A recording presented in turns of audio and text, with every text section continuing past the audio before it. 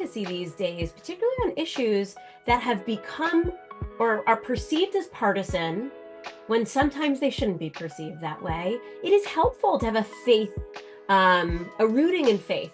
You know, the Torah actually has a part in the Torah portion this week that is the foundation for understanding Judaism's position on reproductive health.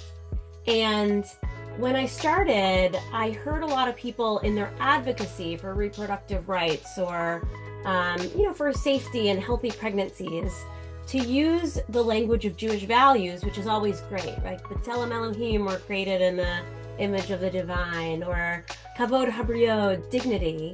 And I actually learned when coming into this role that it actually talks about it in the Torah. And I was like, if it talks about it in the Torah, we should learn about it and then talk about it, because advocacy these days, particularly on issues that have become or are perceived as partisan when sometimes they shouldn't be perceived that way, it is helpful to have a faith, a rooting in faith.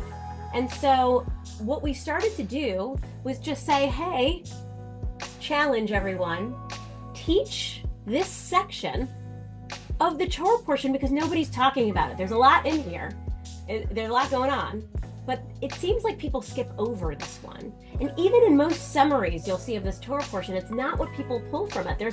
We're learning about kashrut laws in this Torah portion, right? There's other things seemingly bigger, but there's just a few sentences in here that actually teach us. So learning about what Judaism says and then opening up a conversation. Are you somebody who's wanted to get pregnant but couldn't? Or didn't want to be pregnant but did? For some reason, we don't talk about these things a lot, and so many people in the Jewish community, so many people everywhere experience miscarriages, experience infertility, or are scared about getting pregnant. And so we just want to open that up and take away the taboo. And we also want to take away the stigma associated with abortion care.